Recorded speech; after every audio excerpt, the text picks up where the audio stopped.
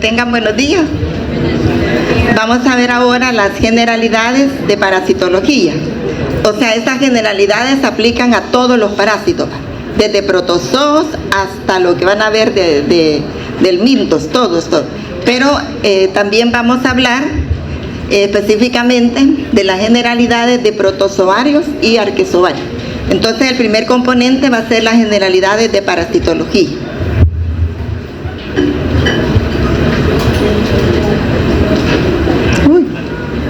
Bueno, los objetivos son describir las características generales de protozoarios y arquezoarios, describir su morfología y estructura básica, describir las características fisiológicas generales tanto de protozoarios como arquezoarios, la importancia médica, y también vamos a ver algo de nutrición, locomoción, reproducción. Vamos a describir el ciclo de vida básico de los protozoarios y arquezoarios y los estadios evolutivos que se encuentran en cada uno de estos grupos.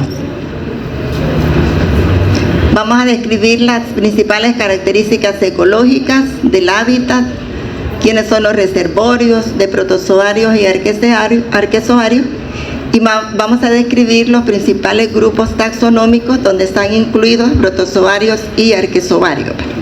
Entonces, en la primera parte les decía que son las generalidades de los parásitos, y este es el temario de la clase que tiene que ver con los objetivos. He puesto esta clasificación, aunque yo sé que ya vieron esta clase, pero para que se ubiquen y por qué la razón de que los arquezoarios son más primitivos que los protozoarios, ¿ves? Cuando estemos viendo esos grupos. Entonces, acuérdense que hay dos imperios, el imperio bacteria y el imperio eucariota. Entonces, en el imperio eucariota, en el superreino arquezoa, vamos a ver los arquezoa.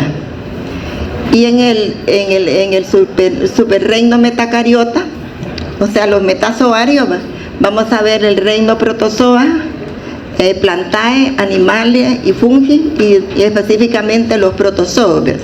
Entonces vamos a ver los arquezoa y los protozoos dentro de esos grupos.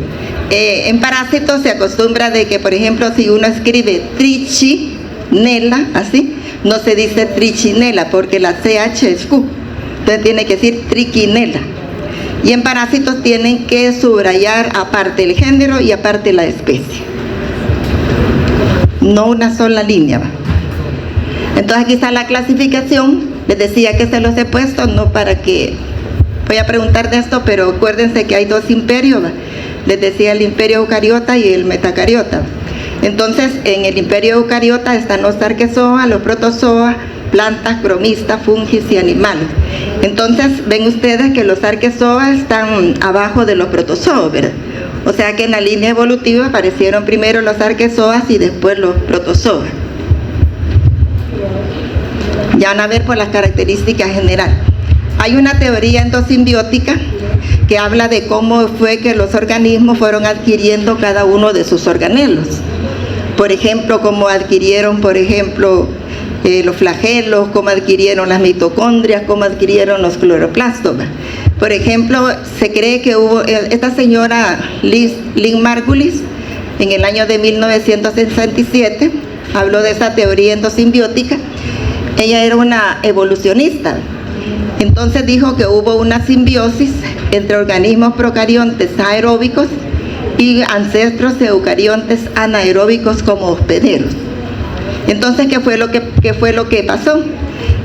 Ella dijo que la primera simbiosis se dio entre una arqueobacteria que ocupaba el azufre y el calor como fuente de energía, y esta arqueobacteria se fusionó con una bacteria nadadora, una espiroqueta, para adquirir los flagelos. O sea que de esa manera adquirió movimiento la célula, ya ven. En la segunda parte, en un segundo paso, la célula procariota aeróbica se fusionó con una célula anaeróbica. O sea, esta célula anaeróbica no podía utilizar el oxígeno, ¿verdad?, para respirar. Entonces, al fusionarse con la procariota aeróbica, pues ella le dio esa capacidad de utilizar el oxígeno, ¿verdad? Y también aparecieron también las mitocondrias en ese proceso. Y en una etapa más posterior, las células aeróbicas se fusionaron con una procariota que hacía fotosíntesis. ¿Qué creen ustedes que le donó esta célula procariota que hacía fotosíntesis? Las procariotas son, por ejemplo, las bacterias, no solo las patógenas, hay bacterias que no son patógenas, ¿va? Y bacterias que pueden hacer fotosíntesis también, pero no las patógenas. Entonces esta bacteria procariota que hacía fotosíntesis le donó el cloroplasto.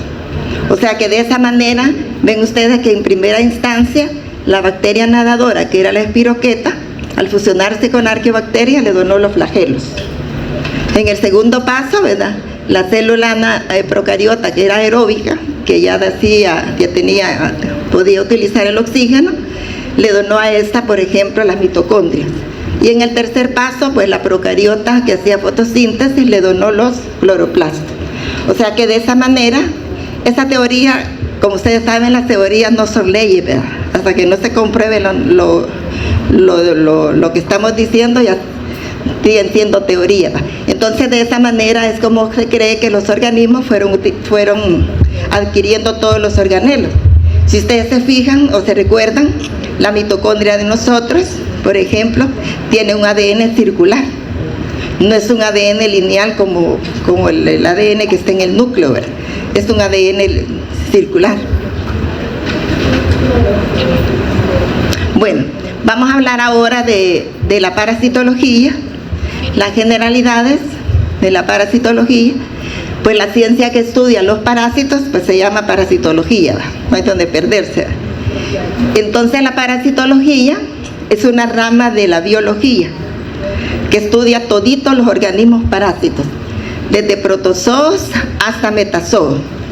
Entonces la parasitología se divide en protozoología, se estudia los protozoarios, en entomología se estudia los insectos, este es el vector de la leishmaniasis, ¿sí?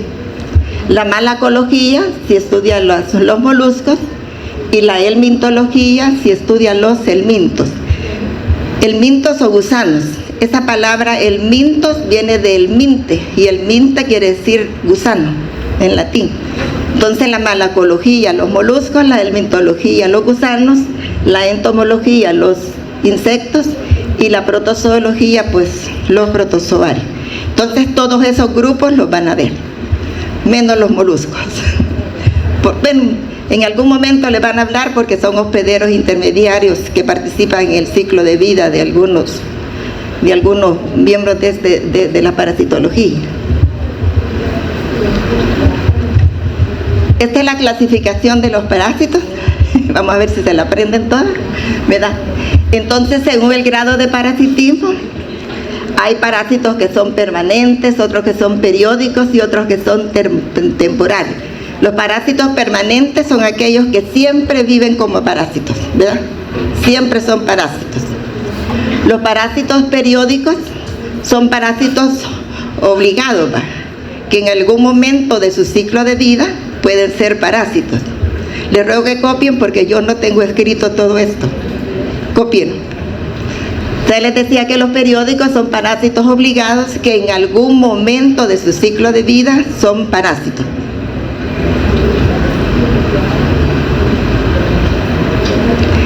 Y los parásitos temporales son parásitos que son parásitos en el momento de procurarse alimento. Por ejemplo, en el caso de una pulga, se vuelve parásita cuando necesita chupar sangre, ¿verdad? Entonces esos son los parásitos temporales. Según la exigencia a la vida parasitaria, los obligatorios casi son los mismos permanentes, son parásitos obligados, o sea que siempre son parásitos. Y los facultativos son parásitos que tienen etapas de vida libre y etapas de vida parasitaria. Los facultativos, etapas de vida libre y etapas de vida parasitaria. Y los accidentales son parásitos que en algún momento que están en un hospedero y que fortuitamente se van para otro hospedero. Por ejemplo, hay parásitos que son de los animales, ¿va? Por ejemplo, digamos el Toxocara canis, es la lombriz del perro, ¿verdad? El humano se puede infectar con la lombriz de los perros, ¿va? Y los besan ahí, no tienen perritos, ¿va?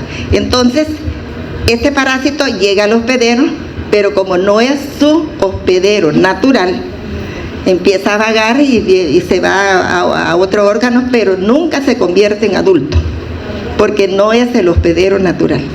Esos son los accidentales, ¿va? Que occidentalmente se van para otro lado, ¿va? A otro hospedero, que no les corresponde, ¿verdad? Son parásitos accidentales. Según la especificidad del hospedero, esta palabra esteno, se los he puesto ahí para que vean, es estrecho y euri quiere decir amplio. Los parásitos que son estenoxenos son parásitos que tienen selectividad en cuanto al hospedero, ¿verdad? Selectividad, son selectivos en cuanto al hospedero.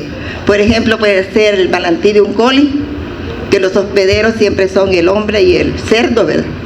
Pero hay parásitos que son eurixenos, que tienen muchos hospederos. Por ejemplo, yo voy a hablar del toxoplasma en una clase del viernes, y van a ver que el toxoplasma tiene muchos hospederos, ¿verdad? Por eso es amplio. Les he puesto esa palabra para que se ubiquen más, ¿verdad? Los parásitos según especificidad alimentaria. Esa palabra trófico viene de alimento, para que se ubiquen por qué dice así. Estenotrófico, ¿qué sería entonces?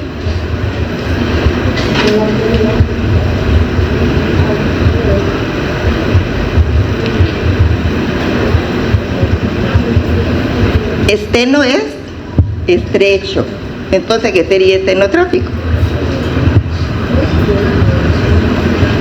Que son selectivos en cuanto al tipo de nutrición que tienen, bien estrecho el rango. Pero cuando un parásito es euritrófico, este se puede alimentar de cualquier cosa, ¿verdad? Puede ser de sangre, de líquidos del hospedero, etcétera, etcétera. Esa palabra euri es amplia. Según el número de hospederos en el ciclo evolutivo, o sea, cuántos hospederos participan en el ciclo evolutivo, a eso se refiere, cuántos hospederos. Cuando un parásito es monoxeno, quiere decir que en su ciclo evolutivo solo participa un hospedero. Y en ese hospedero se lleva a cabo todo el ciclo de vida. Este es un ciclo de vida directo, ¿verdad? Solo en el mismo hospedero. Ahí se lleva a cabo todo el ciclo. Los parásitos que son diheteroxenos son parásitos que tienen un hospedero definitivo y un hospedero intermediario. Por esto es dos. Un hospedero definitivo y un hospedero intermediario. Vayan copiando porque en todas las clases les van a mencionar eso. Los polixenos son parásitos que tienen un hospedero definitivo y varios hospederos intermediarios. Son los polixenos. Un hospedero definitivo y varios hospederos intermediarios. Por ejemplo, los tremátodos como la fasciola, el paragónimo, son parásitos que tienen un hospedero definitivo y el ciclo de vida participa un caracol, participan otras plantas acuáticas como hospederos intermediarios secundarios. Entonces hay un definitivo y varios hospederos intermediarios. Y los autoxenos son parásitos en los cuales el mismo hospedero hace las veces de hospedero definitivo y hospedero intermediario. El mismo hospedero, perdón, no les dije parásito. El mismo hospedero es hospedero definitivo y es hospedero intermediario. Por ejemplo, van a ver ustedes un parásito que les van a mencionar como la Trichinella spiralis. La Trichinella spiralis, el humano se comporta como hospedero definitivo cuando está en la fase adulta, y cuando están las larvas sería el hospedero intermediario. O sea, hospedero definitivo e intermediario. El mismo hospedero es definitivo e intermediario. ¿Estamos ahí? ¿Alguna pregunta con lo que voy diciendo? ¿O ya se enchivolaron todos? Bueno, los cavitarios son de cavidades, ¿va? Y tisulares son los que encuentran en tejidos como la sangre, la linfa, etcétera. Y hay otros parásitos que se llaman, que se refieren en cuanto a las anormalidades de su localización. Por ejemplo, hay parásitos como la lombriz intestinal, ¿verdad? Que es una lombriz que puede estar en el intestino, pero de repente la van a encontrar por otro lado. Pierde el camino donde anda, donde debería estar, ¿verdad? Esos son los erráticos, que se van a lugares que no les corresponden. Y los desviados, yo les llamo homosexuales. Se van a acordar por qué. Porque los desviados son parásitos de un hospedero, pero les gusta también otro hospedero. ¿Ya vieron? Entonces no se les va a olvidar eso, vea. Se lo voy a preguntar en el examen para que se acuerden. Ya ven que hasta en los parásitos hay, ya ven. Entonces no hay que poner uno a asombro, ¿verdad? Porque en todos lados, y es normal, cada quien vive como quiere, ¿verdad? Según la posición en el hospedero, los ectoparásitos, el nombre lo dice, están afuera del hospedero. Los endoparásitos adentro del hospedero. Los hemoparásitos en la sangre, por ejemplo el plasmodium, ¿verdad? Los citoparásitos en las células y los histoparásitos en los tejidos, ¿verdad? Entonces la clasificación de toditos los parásitos.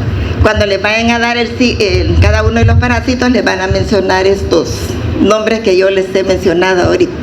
Los que más se ocupan quizás son estos, este grupo, ese grupo y este. Son los que más se utilizan cuando estemos dando las clases de parasitología. Bueno, los parásitos, pues, para ser parásitos tienen que tener ciertas características, ¿verdad?, para adaptarse a la vida parasitaria. La estructura celular de los parásitos, dijimos que son, ¿qué tipo de célula tienen? ¿Son procarióticos o eucarióticos? Son eucarióticos, ¿verdad? La fuente de energía generalmente es el glucógeno, pero pueden tener como fuente de energía, ya van a ver cuando den los protozoos, que otros tipos de fuentes de energía pueden tener. La mayoría de los parásitos son anaerobios, pero hay aerobios, pero la mayoría son anaerobios. Tienen proteínas funcionales como los cimodemos con Z, son proteínas funcionales. Esas proteínas son las que caracterizan su capacidad parasitaria. Fíjense bien, los cimodemos caracterizan su capacidad parasitaria. Los cimodemos con Z, pero tienen también proteínas estructurales como la esclerotina, que se encuentra en los quistes de los protozoarios, y la queratina, que se encuentra en los ganchos de los céstodos. Esclerotina con C y queratina con Q. Se encuentra en los ganchos de los céstodos. La mayoría de parásitos carecen de órganos de los sentidos. Su sistema nervioso y digestivo son rudimentarios, lo mismo que el sistema excretor. Aquí lo volví a repetir. Sistema nervio no existe. Sistema nervioso, digestivo y excretor son rudimentarios o simples. Algunos pueden tener estructuras para poderse adherir al huésped, al hospedero, ¿verdad?, para que no los saque el hospedero, como son los ganchos o las ventosas. Y los parásitos tienen una gran actividad reproductiva.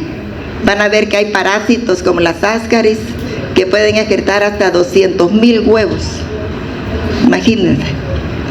O sea que tienen esa gran capacidad reproductiva.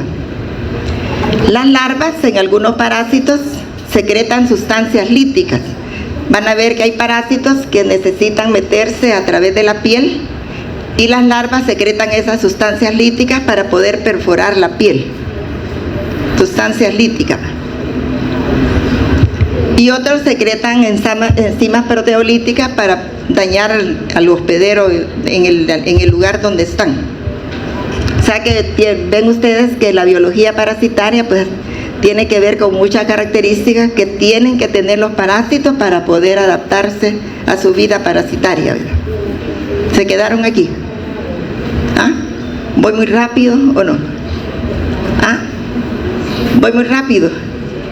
Yo tengo esa característica de hablar rápido, sí. ¿Ah? Sí, pero si voy rápido, díganme, le bajo, ¿sí? ¿La qué?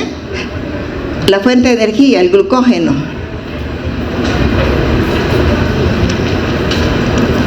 ¿Alguna otra pregunta? ¿Cuáles son las proteínas funcionales que le dije? ¿Cómo se llaman? Zimodemos, con Z, zimodemos. ¿Y las proteínas estructurales? La queratina y la esclerotina.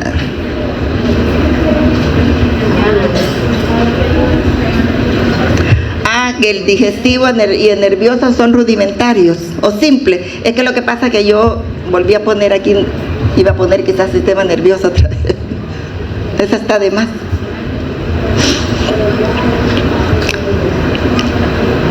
Bueno, vamos a ver cuál es la acción que tienen los parásitos sobre el hospedero.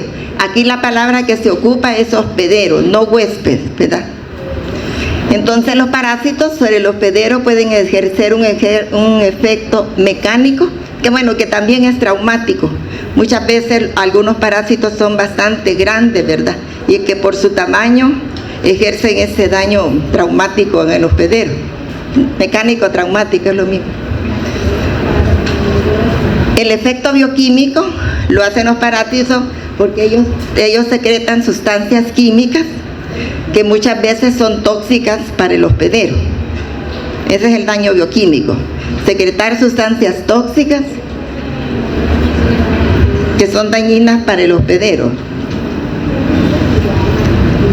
Y algunos parásitos pueden hacer un efecto inmunológico. Vamos a ver con lo que vieron en el taller de las hipersensibilidades. Vamos a ver si se acuerdan. Voy a retomar una pregunta de ellas. Bueno, el efecto inmunológico lo hacen los parásitos porque muchos de ellos dan reacciones de hipersensibilidad, ya sea inmediata o tardía, ¿verdad? Reacciones de hipersensibilidad inmediata o tardía. Este efecto exfoliativo en algunos libros lo pueden encontrar como expo, con P aquí, en lugar de F. Exfoliativo o exfoliativo. Ese daño lo hacen los parásitos porque muchos de ellos se alimentan de las sustancias nutritivas del huésped, del hospedero, ¿verdad? Por ejemplo, el caso de las tenias. Usted se ha fijado que cuando alguien es delgadito le dice, o quizás tenés una tenia. Y es que porque hay alguna razón, por ejemplo, de eso, porque las tenias no tienen boca. Ellas absorben el alimento a través de la pared del cuerpo, como que fuera una esponja. Entonces cuando están en el intestino, todo lo que ustedes comieron, ya solo respiran y se comen todo. Se absorben todito lo que ustedes se han comido. Ya listo. Entonces la persona, ¿cómo va a engordar, verdad?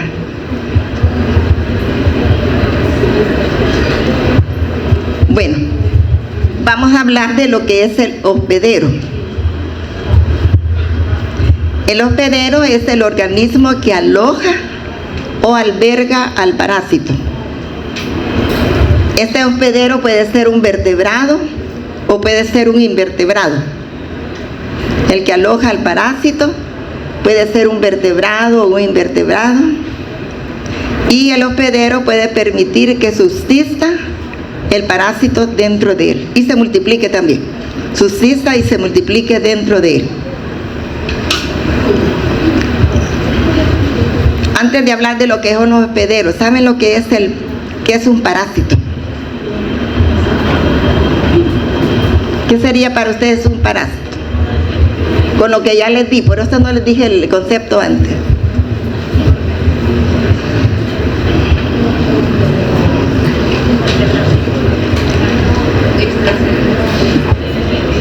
O sea, el parásito puede ser un ser vivo que puede vivir sobre o dentro de otro organismo llamado hospedero. O sea, que puede vivir dentro del hospedero, ya sea en algún momento o durante toda la vida del hospedero. Y le puede dar un daño aparente o inaparente, o incluso lo puede matar, ¿va? Depende del tipo de parásito. O sea, que le puede dar un daño aparente o inaparente y lo puede matar. Entonces el hospedero, les decía que es un vertebrado o un invertebrado. que aloja al parásito. ¿Qué otra cosa le dije? ¿Qué les dije del hospedero? Que se puede multiplicar, ¿verdad? Dentro de él el parásito se puede multiplicar, ¿verdad? Reproducirse. Entonces los hospederos, hay varios hospederos, hay un hospedero intermediario, hay hospederos que son definitivos y hospederos que son paraténicos. El hospedero intermediario es aquel que aloja las formas larvales o asexuales de un parásito. Fíjense bien, no digo I, digo O, porque hay parásitos, ¿verdad?, que pueden formar larvas y hay parásitos que pueden formar las etapas asexuales. Por ejemplo, el caso del plasmodium. En el plasmodium, el hospedero intermediario, ¿quién sería? Si no han visto esa clase. El intermediario es el hombre, porque ahí se alojan las etapas asexuales del parásito, ¿verdad?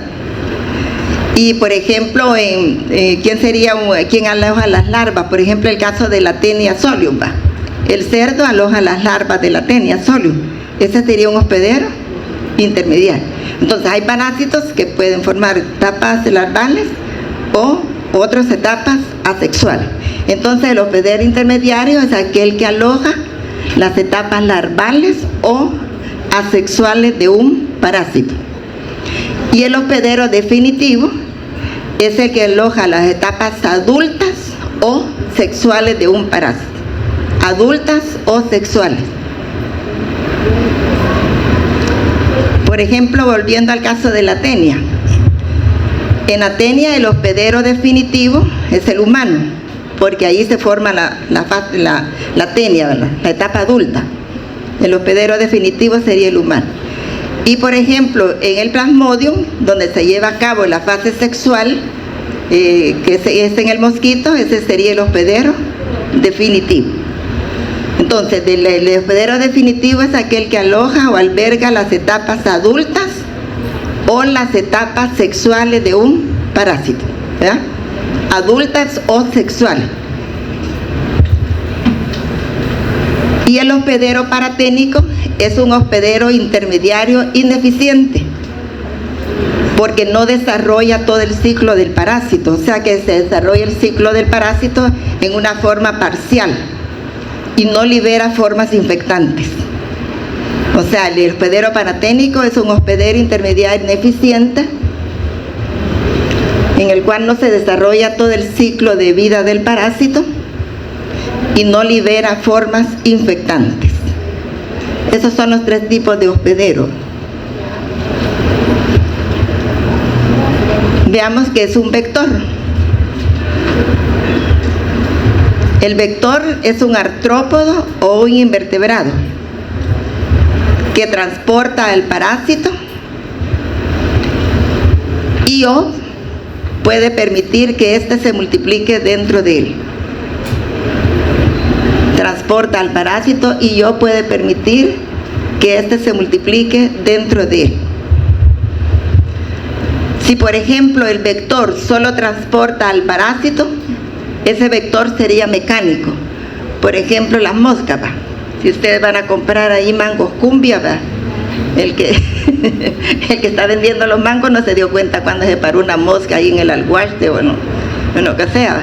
Entonces a través de las patas puede ser que él haya ido a hacer sus necesidades por ahí nomasito, y tenía quistes de amibas y la mosca se paró y le puso el quiste ahí en el alguaste, en lo que está comiendo. Entonces el vector mecánico solo transporta al parásito, ya sea en las patas o en el pelo del vector. Y el biológico es aquel que además de transportarlo, permite que el parásito se multiplique dentro de él, ¿verdad? El biológico es el que además de transportar al parásito, permite que éste se multiplique dentro de él. Por ejemplo, un vector biológico sería, por ejemplo, el anófeles, ¿verdad? El anófeles albimano, que es el vector del paludismo, porque dentro de él está multiplicando el parásito también. Entonces lo transporta y permite que el parásito se multiplique dentro de él. No les voy a preguntar los ejemplos, porque allí cuando den las clases se los van a decir. Bueno, vamos a ver ahora las generalidades de protozoarios. La ciencia que estudia los protozoarios pues se llama parasitología, protozoología, perdón, por andar viendo el teléfono, quería ver qué hora es. Se llama protozoología. ¿Y qué es un protozoo? Si yo desgloso esto así en sus raíces, protos quiere decir primero, ¿va? Y zoon quiere decir animal, primeros animales, ¿va? Pero en verdad ese concepto no está muy apropiado, ¿verdad? Entonces, los protozoos son organismos en los cuales toda la vida del parásito ocurre en una sola célula, porque son organismos unicelulares. O sea, dentro de ellos se lleva a cabo la nutrición, la locomoción, la excreción, todo se lleva a cabo dentro de una sola célula, ¿verdad? Esos son los protozoos. O sea que los protozoos son organismos unicelulares, ¿verdad? Solo tienen una única célula. Y les decía que en esa célula es donde se llevan todas las actividades de la vida del protozoo. Los protozoos, hay una gran cantidad de protozoos. Aproximadamente se creen que hay unas 64.000 especies de protozoos. Pero de esas 64.000 especies de protozoos, solo un 5% son parásitos del humano. Son un 5%, pero imagínense, de esa gran cantidad es bastante, ¿va? El tamaño de los protozoos puede ir desde 2 micras hasta 60 micras.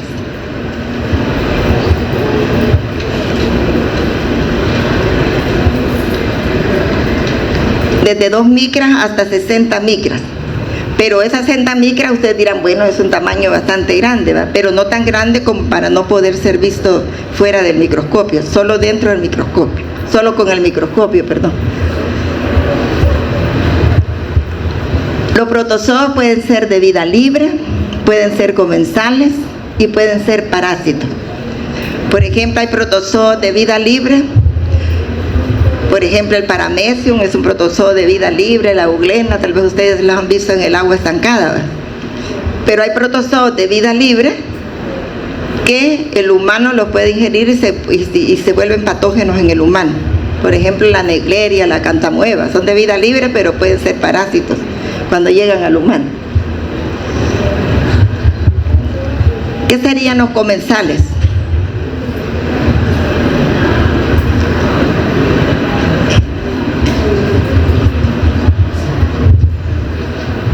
Es una relación entre dos especies, ¿va? En la cual una de las especies obtiene ventaja, pero no daña a la otra, ¿verdad? Van a ver ustedes que muchos protozoos son comensales que aparecen en los exámenes de ¿va? Y por ejemplo les van a decir que aparece la Entamoeba coli ahí en sus exámenes y no le vayan a dar tratamiento, ¿verdad? Porque es un protozoo comensal, ¿va? Solo díganle que tenga cuidado porque está comiendo ¿verdad? Eso sí. Sí, el hecho que aparezca un protozoo comensal en un examen de heces, aunque no les vaya a causar daño a enfermedad, pero sí ustedes como médicos le tienen que decir al paciente, mire, usted en algún momento está comiendo de cualquier forma, en la fruta o cualquier otra cosa, ¿verdad? Pero díganle ustedes a los pacientes, ¿verdad? No solo le vayan a decir, no, mire, tiene un parásito que no hace nada, ¿verdad? No hace nada, pero díganle qué es lo que está pasando, ¿verdad? Porque si está comiendo de alguna manera, en algún momento va a adquirir un patógeno, ¿verdad? Si no tiene cuidado, si no tiene higiene, ¿verdad? Y los parásitos ya dijimos que son, ¿verdad? Ya hablamos de los que son los parásitos. Bueno, los protozoos son organismos eucarióticos, o sea que en ellos ya hay todos los organelos de una célula eucariótica. Ya tienen un núcleo con su membrana nuclear, tienen organelos de doble membrana como las mitocondrias, ¿verdad? Ya tienen otros organelos como los hidrogenosomas, ¿verdad? Que hay protozoos que tienen hidrogenosomas, que son organelos que tienen como producen ATP y producen iones de hidrógeno como fuentes de energía. Y los peroxisomas son también otros organelos que pueden tener algunos protozoos, donde hay enzimas que lo que hacen es degradar, por ejemplo, tienen enzimas como la catalasa o otras enzimas como peroxidasa, que degradan ácidos grasos. Los peroxisomas sirven para esto, para degradar ácidos grasos más que todo. Y los hidrogenosomas son como fuente de energía, utilizan el ATP, les decía yo, y producen iones de hidrógeno. Entonces hay protozoos que tienen hidrogenosomas, hay protozoos que tienen peroxisomas y otros que tienen mitocondrias. Depende de la evolución de cada uno de los protozoos, así van a aparecer esos organelos. Los ribosomas son 80S. La S es una medida ribosomal. Y una característica de los protozoos es que tienen un citoesqueleto. Esto que tienen acá es una estructura tridimensional de la parte interna no solamente de los protozoos, porque van a ver que algunas cosas no lo tienen los protozoos, pero por ejemplo, y en esta estructura tridimensional se ve que hay un citoesqueleto. En el citoesqueleto hay microtúbulos, microfilamentos y hay filamentos intermedios. Pero en el caso de los protozoos no hay filamentos intermedios, solo en nuestras células. Por ejemplo, antes se creía que, en tiempos anteriores se creía que nosotros en el citoplasma, los organelos andaban ahí como nadando, ¿verdad? Pero no, ese citoesqueleto sostiene a todos los organelos, ya sea con los microtúbulos o los microfilamentos, sostienen los organelos, pero ese citoesqueleto no solamente tiene esa función de sostener los organelos, sino que además de sostener los organelos, tienen otras funciones. Por ejemplo, ven ustedes los microfilamentos en el caso de la célula muscular, la actina y la miosina, son microfilamentos que sí sirven para llevar a cabo la contracción y la relajación del músculo. No solo sirve para sostener mitocondrias u otros organelos, tienen otras funciones. Pero en el caso de los protozoos, por ejemplo, solo hay microtúbulos y microfilamentos. Aquí ven ustedes como una mitocondria está sostenida por microtúbulos, ¿verdad? Ven como el retículo endoplasmático está sostenido por microtúbulos, microfilamentos, miren cómo sostienen a todos los organelos. Entonces, todos esos componentes del citoesqueleto lo que hacen es sostener los organelos, como les decía, pero también además tienen otras funciones. Y en los protozoos no hay, ¿qué es lo que les dije que no tienen los protozoos? ¿Dónde andaban? ¿Dónde andaban, jóvenes? En los protozoos no hay filamentos intermedios, solo hay microtúbulos y microfilamentos. De hecho, van a ver ustedes para qué les sirven los microtúbulos y los microfilamentos a los protozoos. Por ejemplo, los microtúbulos intervienen en el movimiento de flagelos y cilios. Por ejemplo, ustedes vieron qué es lo que mueve los flagelos en el caso de las bacterias. ¿Cómo se mueve el flagelo en el caso de la bacteria? Ay, licenciada, esta clase la vimos ya hace mucho, ¿verdad? ¿Ah? ¿Cómo se mueve el flagelo en la bacteria? ¿Qué tiene el flagelo en la bacteria? Flagelina, pues sin nombre lo de. Ajá. Pero ¿cómo se mueve el flagelo?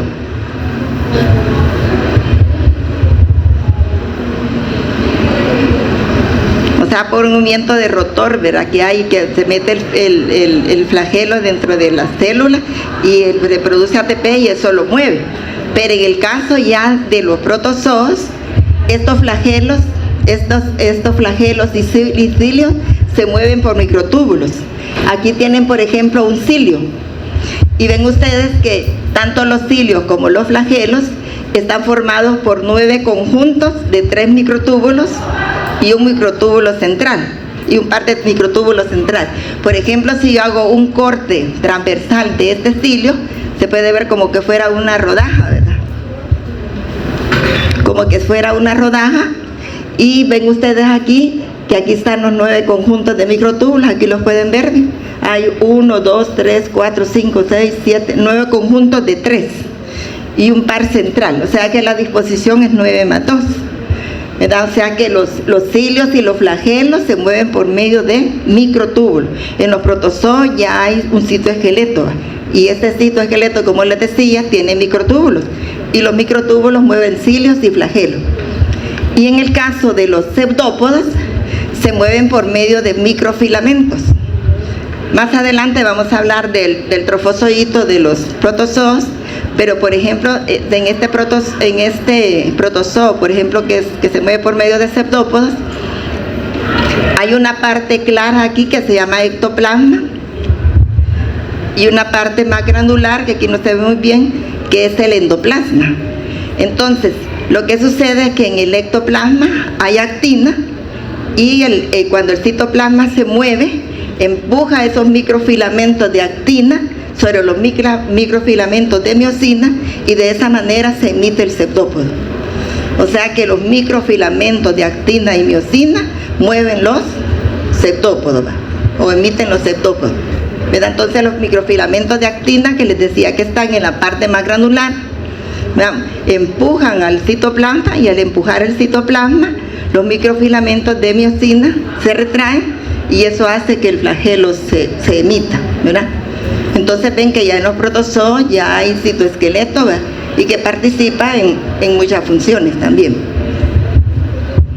Esto es lo que sucede más que todo cuando se depolimeriza y se despolimerizan los filamentos de actina y miosina, ¿verdad?, que ustedes los vieron en la fibra muscular, ¿verdad? Bueno, vamos a hablar ahora de los estadios evolutivos de los protozoos. Los protozoos tienen 2 estadios básicos, que son el trofozoito y el quiste. Y otros protozoos, además pueden tener otra estructura que se llama ooquiste. O sea que hay trofozoitos, quistes y ooquistes.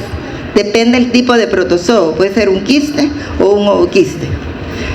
Bueno, lo que tienen aquí en la parte de arriba es el trofozoito, y lo que tienen aquí abajo son los quistes. Los trofozoitos son la forma vegetativa del protozoo. Es la forma que el protozoo utiliza para alimentarse, para reproducirse. Ese trofozoito es el que hace esas funciones, y ahí todas las funciones básicas casi se llevan a cabo en el trofozoito. O sea que es la estructura que se mueve, la estructura que causa daño, o sea la estructura patógena, la que causa daño, o sea la que se mueve, con la que se reproduce, la que causa daño, todo eso es el trofozoito, ¿verdad? Porque en una enfermedad quien está causando el daño es el trofozoito, ¿verdad? Y tienen otras estructuras, que son las de resistencia, que son el quiste y el ooquiste, depende del protozoario. ¿Qué es lo que vamos a encontrar nosotros en un trofozoito? Por ejemplo, les decía que en el trofozoito hay una zona más clara, que es esta, que se llama ectoplasma, y una zona más granular, se llama así granular porque ahí están los organelos, ¿verdad?, es el endoplasma. Entonces, en el endoplasma, en la parte más de adentro del citoplasma, podemos encontrar el núcleo, ¿verdad? En el núcleo van a encontrar ustedes la membrana nuclear, y muchos protozoos dentro de ese núcleo pueden tener un nucleolo, llamado también endosoma o cariosoma, que muchas veces cariosoma o endosoma está central o está excéntrico, depende del tipo de protozoo, y tienen adherido a la pared del núcleo, tienen una cromatina. La disposición de la cromatina es diferente en muchos protozoos, se lo van a mencionar cuando vean las amibas. Entonces en los protozoos ven ustedes que este núcleo son diferentes a este núcleo. Van a encontrar ustedes que este núcleo, por ejemplo, sería un núcleo vesiculoso, y este sería un núcleo compacto o denso, este macronúcleo que está aquí. Entonces, los núcleos que son vesiculosos, hay núcleos que son tipo límax. Los núcleos tipo límax son aquellos que tienen un cariosoma bastante grande, bien grande aquí, pero no tienen cromatina periférica. Ese es el núcleo tipo limas. Solo tienen un cariosoma grande y no tienen cromatina periférica. Y este sería un núcleo tipo entamoeba. Un núcleo tipo entamoeba es aquel que tiene un cariosoma o endosoma, ¿verdad?, que es central o excéntrico, ¿va?, y tiene cromatina periférica. Ese sería un núcleo tipo entamoeba. Y van a ver ustedes que les decía que hay protozoos como la endolima, van a ver eso, que solo tienen un cariosoma grandote aquí, pero no tienen cromatina periférica. ¿Qué otra estructura podemos encontrar nosotros en los trofozoitos? Bueno, generalmente los trofozoitos solo tienen un núcleo, pero hay protozoos que pueden tener dos núcleos, como por ejemplo aquí tenemos el Balantidium. En el Balantidium hay un macronúcleo, que es el que lleva a cabo la función vegetativa, y un micronúcleo que lleva a cabo la función reproductora, porque ahí está el ADN. Esa es pregunta del manual, ¿verdad? ¿No se la puso, Lick? ¿Sí va? No, bueno. Entonces, en el trofozoito, les decía que solo hay un núcleo o pueden haber dos núcleos. Lo que podemos encontrar en el trofozoito son vacuolas, pero esta es vacuola alimenticia o digestiva, fíjense bien. Es una vacuola alimenticia o digestiva, porque voy a hablar de otras vacuolas aquí, pero son diferentes. Entonces, eso es lo que encontramos nosotros en el trofozoito, ¿va? Tiene su membrana aquí y tiene su núcleo con su cromatina y puede tener un cariosoma ahí, de los dos tipos que le mencioné. Y esto que tenemos acá es un quiste. Los quistes son estructuras que se forman cuando el trofozoito ve que está en un ambiente, un pH, una temperatura, o ya no tiene sustancias nutritivas para alimentarse. Viene el trofozoito y forma el quiste. Entonces, ¿qué es lo que vamos a encontrar en los quistes? Por ejemplo, hay quistes que son inmaduros y quistes que son maduros, que ya están listos para infectar, ¿verdad? Entonces, estos que tengo aquí arriba son quistes inmaduros. Y este que está aquí abajo es un quiste ya maduro. ¿Qué es la diferencia entre un quiste inmaduro y un maduro? Por ejemplo, los detalles del núcleo del quiste son iguales a los detalles del núcleo del trofozoito, cuando es de la misma especie. Entonces ven ustedes que este núcleo es igual a ese. En el quiste inmaduro vamos a encontrar vacuolas, pero esas vacuolas ya no se llaman digestivas, se llaman vacuolas de glucógeno. Vacuolas de glucógeno. Y podemos encontrar otras estructuras que se llaman barras cromatoidales. Esas barras cromatoidales sirven como fuente de energía, son ribonucleoproteínas. Entonces, cuando el quiste ya madura, ven ustedes que ya no encontramos vacuolas de glucógeno, ya no hay, ¿verdad? Miren aquí, ¿por qué? Porque todas esas vacuolas de glucógeno y las barras cromatoidales se consumieron, ¿verdad?, para formar entonces el quiste ya maduro. O sea que en el quiste maduro ya no vamos a encontrar ni vacuolas de glucógeno ni barras cromatoidales, ¿verdad? Ahí le van a decir la forma de las barras en algunos géneros que son diferentes la forma, ¿va? Entonces este es el quiste inmaduro y este es el quiste maduro. Entonces en un quiste no hay vacuolas digestivas, ¿verdad? Las digestivas o alimenticias solo están en el trofozoito. Y las vacuolas de glucógeno están en los quistes inmaduros, lo mismo que las barras cromatoidales, ¿verdad?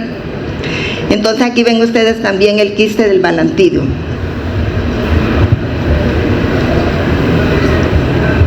Les decía que en algunos protozoos, como por ejemplo los coccidios, en ellos no se llama quiste la estructura infectante, sino que se llama ooquiste. Y cuando les pregunten cuál es la estructura infectante, por ejemplo, de la entamoeba isolítica, tienen que poner que es el quiste maduro. Y si es en un coccidio, tienen que ponerle ooquiste maduro, porque el inmaduro no es infectante. O sea que si no va esa palabra maduro, está malo todo. Ya les digo. Vale. Entonces hay protozoos como los coccidios, que la estructura infectante pues es el ooquiste, ¿va? Entonces está el ooquiste, Bueno, no les voy a decir todo esto aquí porque van a ver la clase de coccidios el miércoles.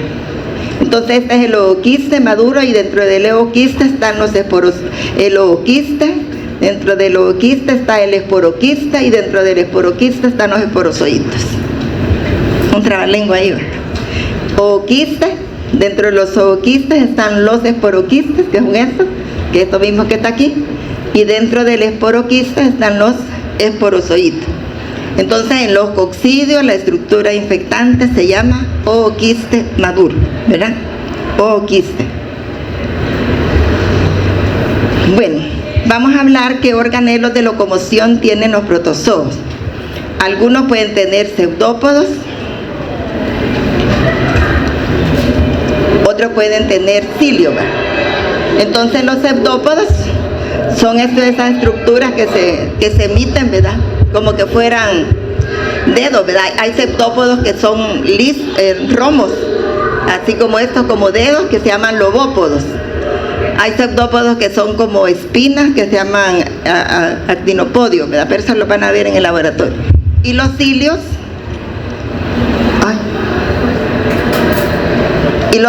son estructuras más pequeñas, ¿verdad? Que rodean al protozoo. Ya no se quiere mover eso. Mira, entonces los cilios, bueno, me voy a regresar a la diapositiva anterior. Estos son los cilios, ¿verdad? Son estructuras más pequeñas, ¿verdad? Como pestañas, ¿verdad? Que están alrededor de todo el protozoo, ¿verdad? Y los pseudópodos, como les decía, son proyecciones que se emiten del citoplasma. Y hay protozoos que pues tienen flagelos, ¿verdad? Que son estructuras más grandes, más largas. Incluso algunos flagelos pueden ser más grandes que el tamaño del protozoo, ¿verdad? Entonces hay pseudópodos, cilios y flagelos. Y hay algunos protozoos que no tienen ni pseudópodos, ni cilios, ni flagelos. Se mueven por movimientos de torsión del cuerpo, que lo van a ver en la clase del miércoles, me parece.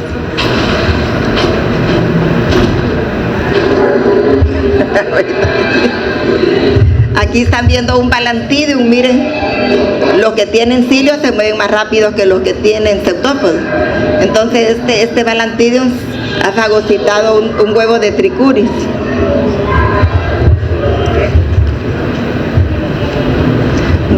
En cuanto a la nutrición y respiración, los protozoos que son de vida libre son autótrofos, o sea que pueden hacer fotosíntesis, como la eulena, ¿va? Esos hacen fotosíntesis.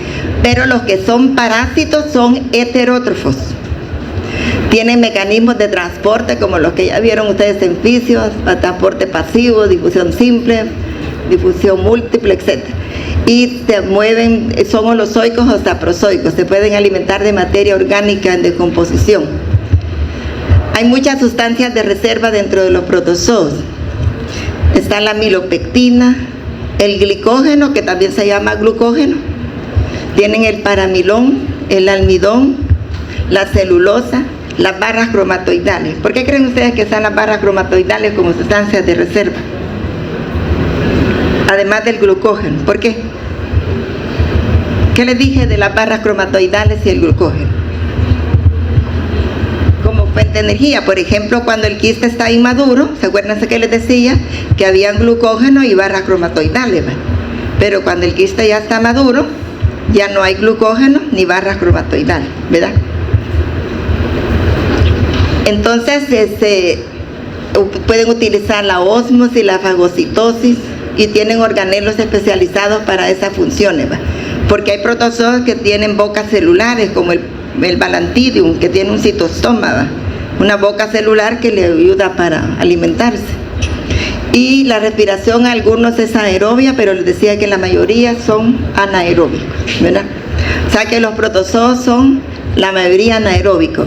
Entonces los de vida libre son autótrofos, pero los de vida parásita son heterótrofos, ¿verdad? O sea que igual a nosotros no podemos sintetizar el alimento, ¿verdad? Y les decía que son holozoicos o saprozoicos porque se pueden alimentar de materia orgánica en descomposición. Y aquí están todas las sustancias de reserva: amilopectina, glucógeno, paramilón, almidón, celulosa, barras cromatoidales. O sea que hay muchas sustancias de reserva que pueden utilizar los protozoos. Depende del tipo de protozoo también, ¿verdad? Pueden utilizar la ósmosis, la fagocitosis, y les decía que hay organelos especializados para esas funciones.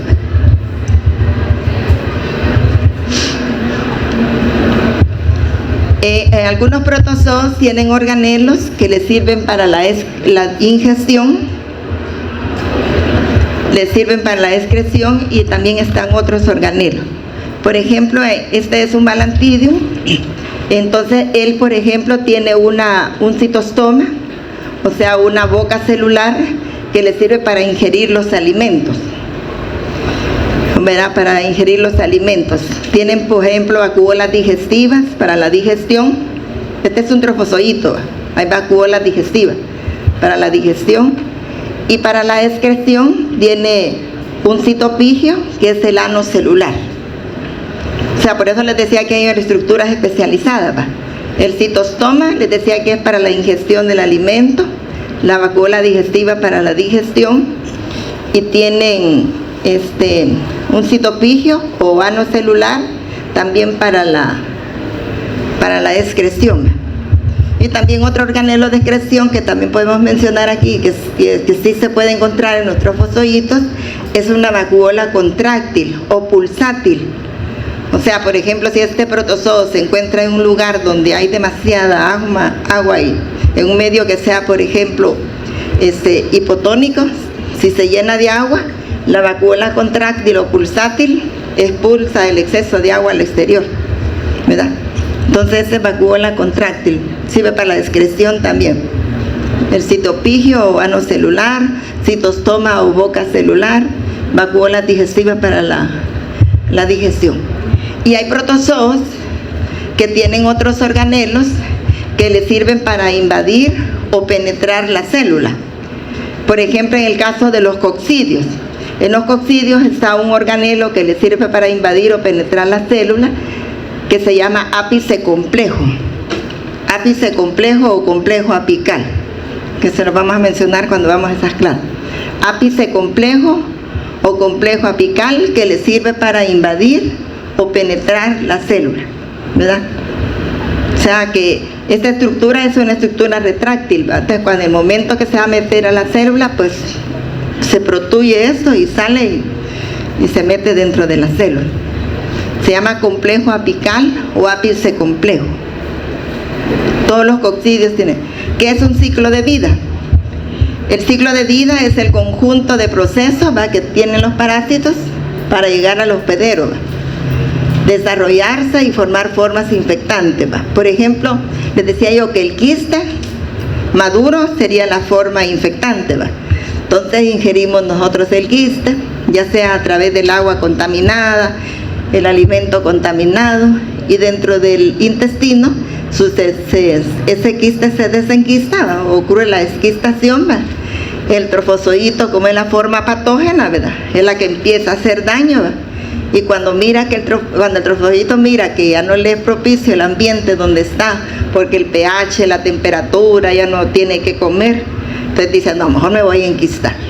Y se enquista, ¿va?, y se convierte en un quiste, ¿verdad? Esa es así a grosso modo, ¿va? Pero van a ver ustedes que hay esos procesos, cuando vean amibiasis les van a mencionar otras cosas aquí dentro del ciclo de vida. Entonces todos esos procesos que llevan a cabo los parásitos en el hospedero para desarrollarse en él y producir esas formas infectantes son los que se conoce con el nombre de ciclo de vida, ¿verdad? Ciclo de vida. Aquí tienen el del Balantidium, pero está en modo general aquí. Bueno, vamos a hablar ahora de la reproducción en los protozoos, que se pueden reproducir ya sea en forma asexual o se pueden reproducir en forma sexual. Una de las reproducciones asexuales es, por ejemplo, la endodiogenia. Si yo desgloso esta palabra, endo quiere decir adentro, dio quiere decir dos, y genia o génesis viene de origen. ¿Qué significa? Que en el interior de la célula madre, ¿verdad?, se forman dos células hijas, y cuando ya están completamente maduras, pues salen de la célula madre, ¿verdad? Entonces en el interior de la célula madre les decía que se forman las células hijas, y cuando están completamente maduras, salen las hijas ya. Esa es endodiogenia. Está una reproducción asexual, que es la división binaria, llamada también fisión binaria, ¿verdad? En la cual el protozoo se divide o se parte en dos, ya sea en forma longitudinal o lo puede hacer en forma transversal. Por ejemplo, en el caso de los ciliados, es una división binaria longitudinal, ¿verdad? Se parten a lo largo. Y en el caso de las amibas, es una división binaria transversal, ¿verdad? Es transversal en las amibas, pero en los ciliados es longitudinal. Y esta otra reproducción, que se llama división múltiple, llamada también esquizogonia o merogonia. La división múltiple tiene esos nombres: esquizogonia o merogonia. Por ejemplo, en el caso del plasmodium, esto quiero que se fijen bien en esto, porque en el ciclo de vida siempre se confunden con esto. Pero el que se divide para que se lleve a cabo la esquizogonia o la merogonia es el trofozoito. Es el trofozoito. En el caso del plasmodium, el trofozoito es intracelular, ¿verdad? Vive dentro del glóbulo rojo, ¿verdad? Entonces aquí tenemos el trofozoito. El trofozoito, por ejemplo, este es el núcleo y este es el citoplasma. Entonces el núcleo del trofozoito se empieza a dividir varias veces. Y cuando se divide, alrededor de ese núcleo del trofozoito se forman porciones de citoplasma que dan lugar a los merozoitos. Y la célula donde se forman los merozoitos se llama esquizonte. Por eso la reproducción se llama esquizogonia o merogonia. Merogonia porque cada uno de estos se llaman merozoitos, ¿va? Y donde se forman, que es el esquizonte o meronte, que también se llama, entonces se lleva a cabo esa esquizogonia o merogonia. Entonces la división múltiple se llama esquizogonia o merogonia. La vamos a ver cuando veamos el toxoplasma y plasmodium después. Y la reproducción sexual puede ser llevada a cabo por conjugación o puede ser por fusión de gametos. Por ejemplo, aquí ven ustedes, estos pueden ser dos ciliados, que se unen a través de sus bocas, con su citostoma, e intercambian el microgameto y el macrogameto de uno con el otro. Se lleva a cabo la meiosis y eso es la reproducción sexual, o sea, conjugación o unión, ¿va? Y la gamontogamia es la fusión de gametos. Por ejemplo, en el caso del plasmodium, van a ver ustedes que se fusiona el microgameto, fecunda al macrogameto, ¿verdad? Y cuando se produce esa unión del microgameto con el macrogameto, se forma un cigoto. Entonces, la gamontogamia es un tipo de reproducción sexual, lo mismo que la conjugación, son sexuales, las dos son sexuales.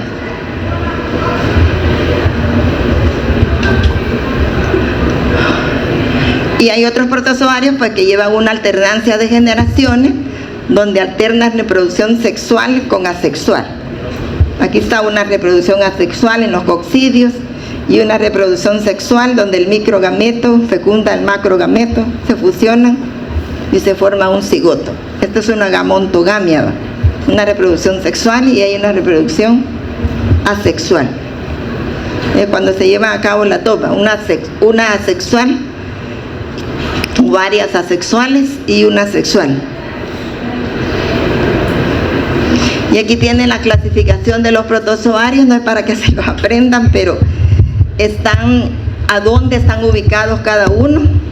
Van a encontrar ustedes aquí, el reino es protozoa, ¿verdad? Entonces lo más importante aquí que tienen que ver, las familias están aquí, y van a ver ustedes de estos géneros: Naegleria, Cantamoeba, van a ver Trypanosoma, Leishmania, Plasmodium, Isospora, Cryptosporidium, Toxoplasma, todos estos, Endolima, Cantamoeba, Iodomoeba, todo eso lo van a ver. Entonces aquí está la clasificación, donde se clasifican cada uno de ellos, ¿verdad? Se los digo que los dejo porque cada quien que les vaya dando la clase les va a poner la clasificación, ¿verdad? Por ejemplo, aquí donde está el infrarreino, el parvorreino, superfilum, ¿verdad? El filum, donde están, subfilum, la clase, el orden, la familia y el género.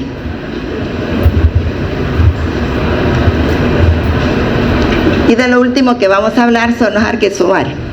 Los arquezoarios tienen características diferentes a los protozoarios. Lo que tenían los protozoarios no lo tienen los arquezoarios. Así apréndanse.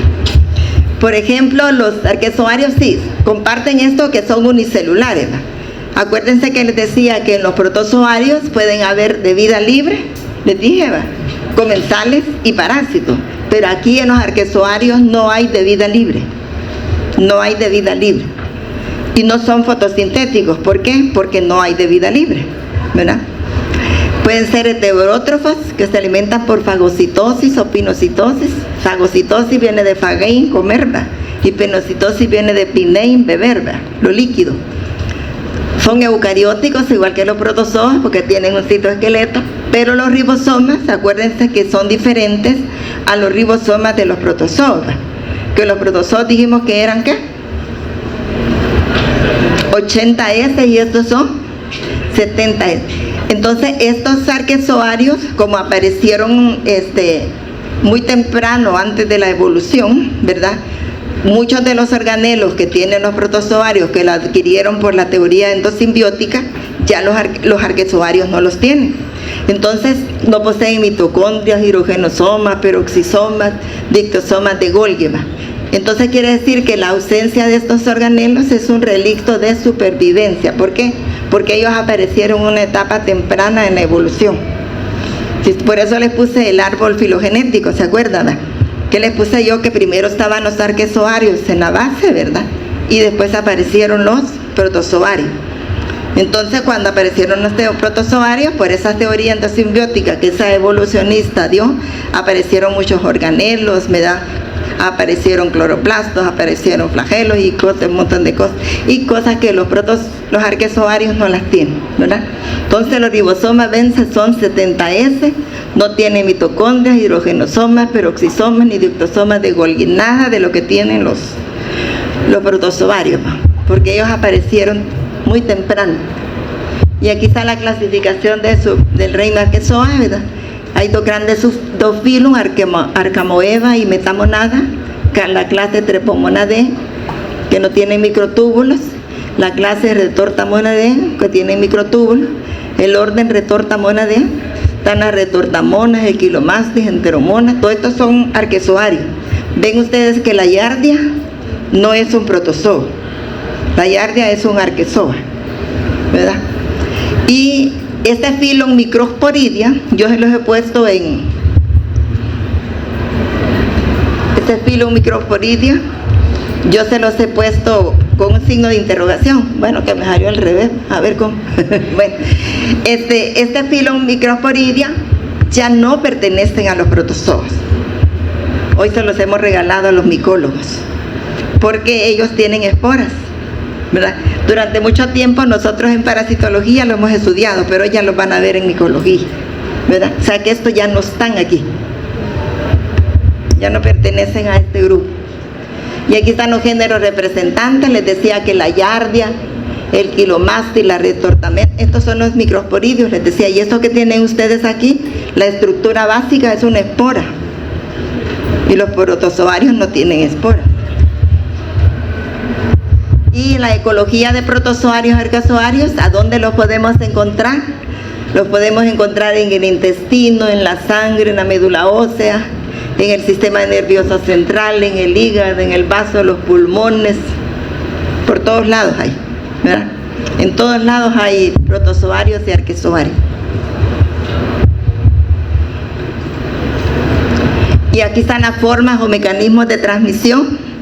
Pueden ser ingiriendo alimentos o el agua contaminada, ¿verdad?, ya sea con quistes o quistes, pero que son maduros, ¿verdad?, maduros, ¿verdad? Inhalando quistes, depende del tipo protozoario, por contacto oroanal, ingiriendo huevos del mintos con trofozoitos, por contacto sexual con personas infectadas, con picaduras de artrópodos contaminados o infectados, con las deyecciones de la chinche a través de traumatismo, porque van a ver ustedes que en el caso del tripanosoma, la chinche pica, pero no transmite el tripanosoma por la picadura, sino por las heces. deyecciones son las heces, son las deyecciones. O sea que la chinche pica y ahí mismo donde pica se da vuelta y dice aquí voy a defecar. Entonces ven ustedes como todas las formas o mecanismos en las cuales nos podemos nosotros infectar con protozoarios y arquezoarios, ya ingiriendo alimentos con quistes o quistes, inhalándolos por contacto oral, ingiriendo huevos por contacto sexual, por picaduras de artrópodos o por deyecciones de chinche. O sea que son muchas formas o mecanismos de transmisión. El mecanismo es una forma como llega. La vía es otra cosa, la vía es una entrada. Cómo entran es otra cosa. Y aquí están las vías de transmisión. ¿Cómo entra? Va por vía oral o digestiva, por vía inhalatoria o respiratoria, por la piel a través de picaduras de artrópodos, por vía transplacentaria o por vía hematógena, ¿verdad? Depende del tipo de protozoario. Oral o digestiva, inhalatoria o respiratoria, por la piel, por transplacentaria o por vía hematógena. Y aquí están los reservorios, puede ser el hombre, los animales domésticos, animales salvajes. Un reservorio no es lo mismo que una fuente de infección. Una fuente de infección puede ser el suelo, ¿verdad? Pero un reservorio puede ser el suelo o otra cosa, pero en el reservorio hay una característica, que además de servir de fuente de infección, el parásito se ha multiplicado ahí. Este es un reservorio. Eso ya lo vieron en epidemiología, ¿va? ¿Sí, va? Y aquí está un cuadro de último que se los he dejado para las características que vimos de protozoarios y arquezoarios. Y muchas gracias.